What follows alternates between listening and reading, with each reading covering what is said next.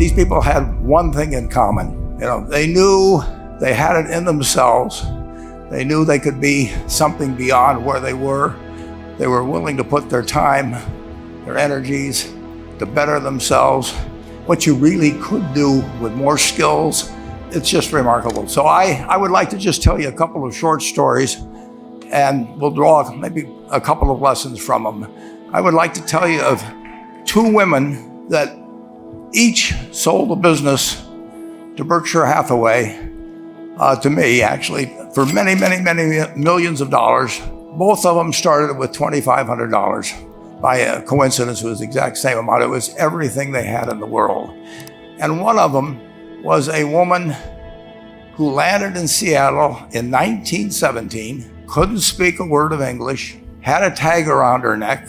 The tag said, Fort Dodge, Iowa. The Red Cross got her to Fort Dodge, where she was reunited with her husband who had come to the country a couple of years earlier. And she lived in Fort Dodge for 2 years. And as she put it, she felt like a dummy.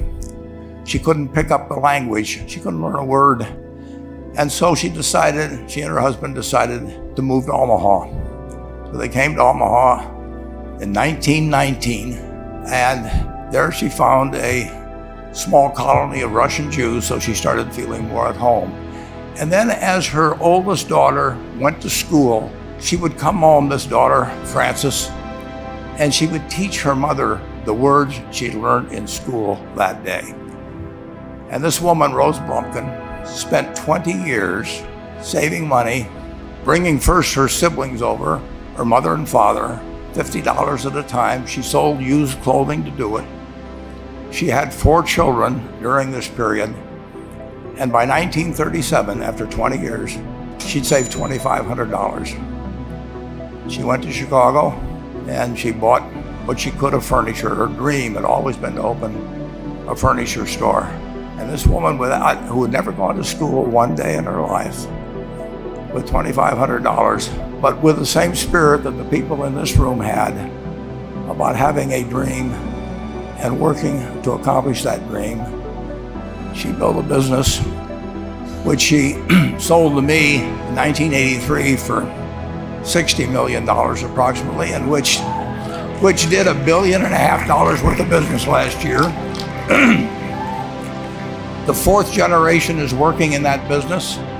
This woman, Rose Blumpkin, she worked for me until she was 103. And then she retired and she died the next year, which is a lesson to all of Berkshire's managers that premature retirement, you can't tell what's going to happen. But Mrs. B, with her $2,500, one further fact about her, she could not read or write. And she went into a furniture business, and she didn't bring anything unique in furniture, but she brought a determination to succeed. She knew she could outwork anyone else. She knew she cared about her customers. She worked at very low gross margins, but she built this incredible business. And I saw one other woman who did a similar thing with $2,500. I paid her hundreds of millions of dollars for her business. So I decided to go to the source and get these people before, I don't want you guys coming around to me asking me hundreds of millions of dollars. I'd like to join in with you much earlier. So I've followed this group, and today I'd like to tell you about one other small business person. This person, I went to buy his business from him, and he turned me down, which was very wise. But this was a fellow who was born about 8 years before I was. He was born in 1922. We'll call him Jack, lived in the Midwest. He was a pretty good athlete, didn't like school much. And I'm going to tell you one thing early in the story, maybe you can figure out who the guy was.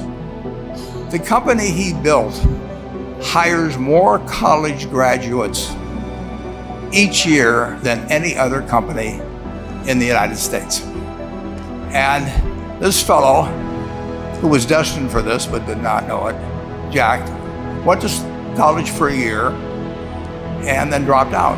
He really wasn't that interested in school. And the year he dropped out was 1941. And when the the United States became under attack. He went down to the Army Air Force recruiting station, volunteered, and they turned him down because he had hay fever. So he went over to the Navy and again volunteered, and they took him.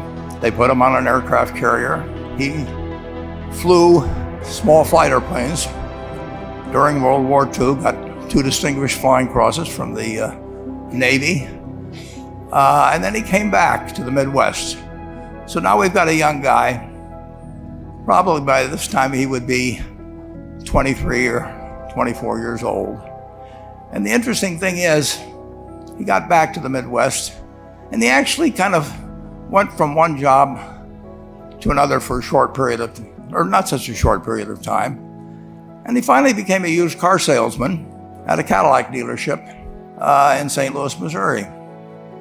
And at age 35, having moved up in the organization, the sales organization, he said to his boss, "Could I go into car leasing business with you?"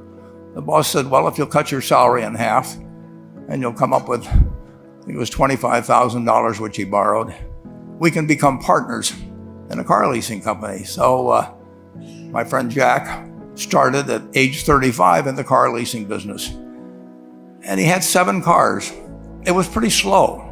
In fact, one of the things he did was whenever the phone rang, he let it ring 3 or 4 times so people would think that he was very busy answering other phones. And of course, it was the only call he was going to get all day.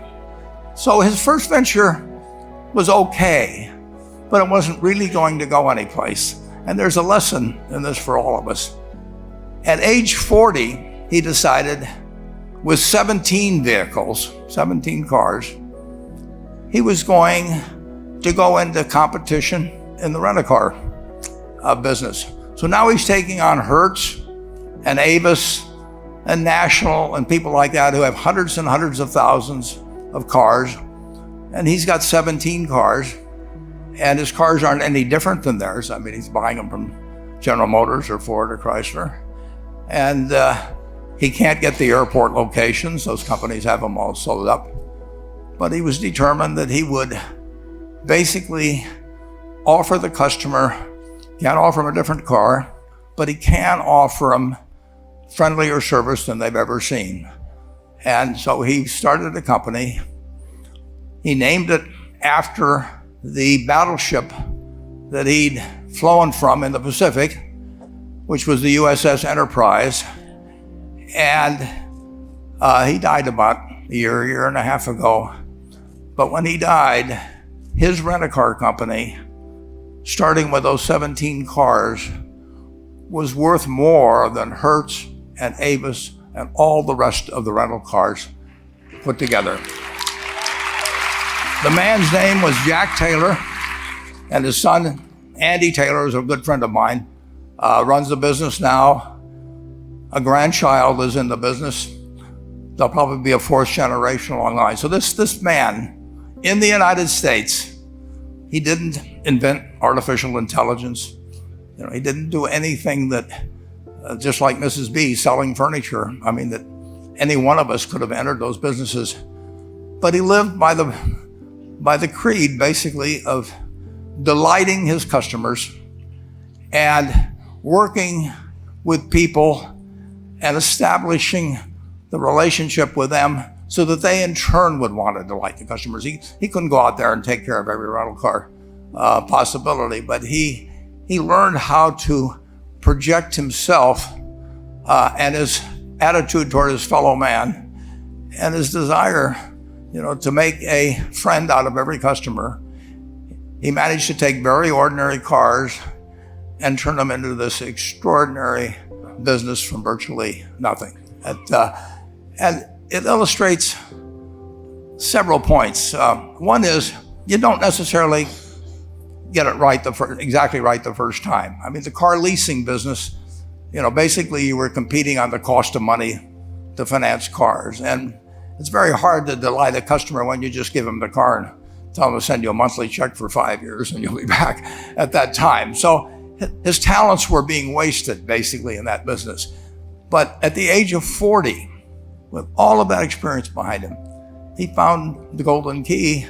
He took a very ordinary business and turned it into an absolutely extraordinary operation, just like Mrs. B or Rose Bumpkin did with furniture.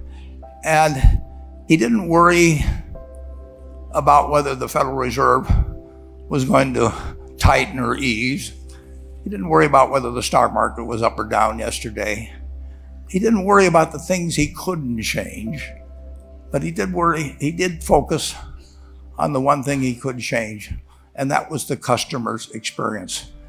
And I have seen the one that got away, Enterprise. I went down to Florida and tried to talk him into selling to Berkshire, and he was smart enough not to do it. Probably the value of the company has quadrupled since I made that visit.